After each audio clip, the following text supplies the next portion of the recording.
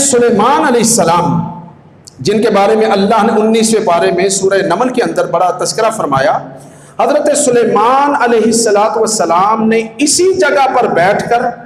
بہت سے فیصلے فرمائے، اور آپ یہیں پر موجود رہتے تھے اور یہاں سے بیٹھ کر آپ فیصلے فرمایا کرتے تھے۔ تو اس لیے کہا یہ جا سکتا ہے کہ یہ اللہ کے اولو العزم پیغمبر حضرت سلیمان علیہ السلام کا دارالمسکن رہی۔ اور پھر اسی جگہ پر ایک جگہ ہے اسکان،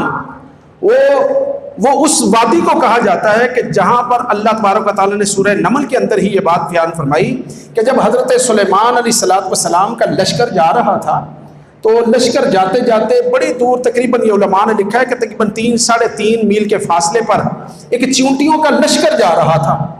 تو اس وقت چیونٹیوں کے لشکر، ان میں ایک جو سردار تھی، جب اس نے دیکھا کہ بڑی دور سے لشکر آ رہا ہے، اور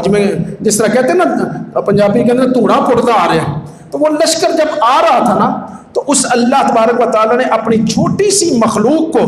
اللہ نے یہ سینس عطا فرمائی، یہ اللہ نے عقل اور دانش عطا فرمائی، اور یہ سننے کی قوت و طاقت و صلاحیت عطا فرمائی کہ 3-3.5 میل کے فاصلے سے حضرت سلیمان علیہ السلام کا لشکر آ رہا ہے۔ تو اسی وقت حضرت سلیمان علیہ السلام کے لشکر کو آتے دیکھ کر ان چیونٹیوں کی سردار نے کہا، جس کو اللہ نے قرآن کا حصہ بنا دیا، قیامت تک کے لیے اللہ نے یہ الفاظ قرآن کے اندر رکھ دیے، اور سورہ نمل کے اندر اللہ رب العزت نے فرمایا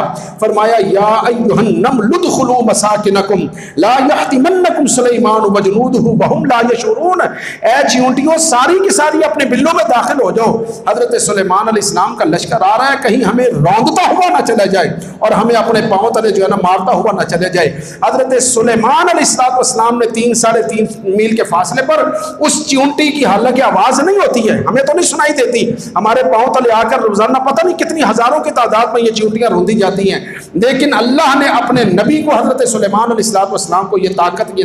صلاحیت عطا فرمائی کہ 3-3.5 میل کے فاصلے سے جب چیونٹیوں کی سردار نے یہ بات کہی تو حضرت سلیمان علیہ السلام نے جب یہ دیکھا اپنے لشکر کو روک دیا اور اپنے لشکر کو کہا، جب تک یہ چیونٹیاں اپنے بلوں میں نہیں داخل ہو جاتی اس وقت تک ہم اپنا قدم آگے نہیں بڑھائیں گے۔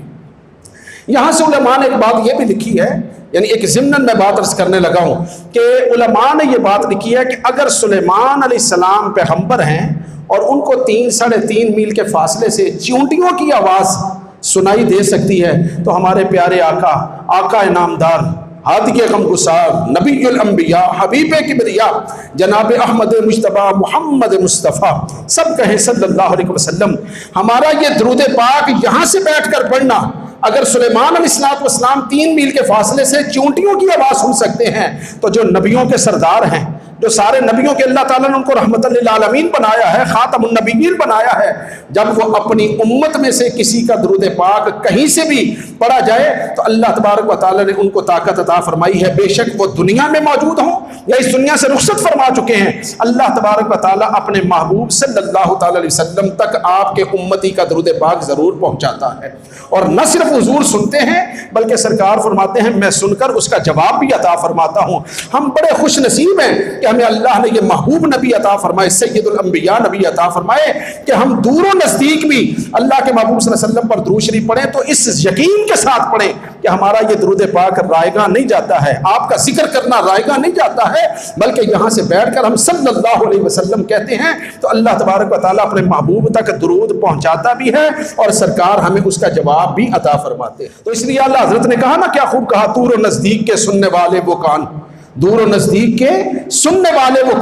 کان لال کرامت پہ لاکھوں سلام، کہ حضور صلی اللہ علیہ وسلم کے لیے کوئی دور و نزدیک نہیں ہے، بلکہ علماء نے یہاں پر یہ بات لکھی ہے کہ جب کوئی حضور کا امتی میلوں سینکڑوں میل کی مسافت سے بھی اگر کوئی درود پاک بھیجتا ہے، اللہ تبارک و تعالیٰ نے زمین کو اندر ہی اندر حکم دے دیا ہے، حالانکہ بڑی مسافت ہے لیکن سرکار کے سامنے جتنے پردے ہیں نا کسی امتی کے لیے اللہ تبارک و تعالیٰ وہ پردے ختم فرما دیتا ہے، اور ایسے ہی حضور کی بارگاہ میں درود شریف ہوتا ہے جس طرح آپ کے پاس کھڑے ہو کر کوئی درود بھیج رہا ہے اور سرکار سن رہے ہیں، پھر نبی پاک علیہ السلام اس کا جواب بھی عطا فرما رہے ہیں۔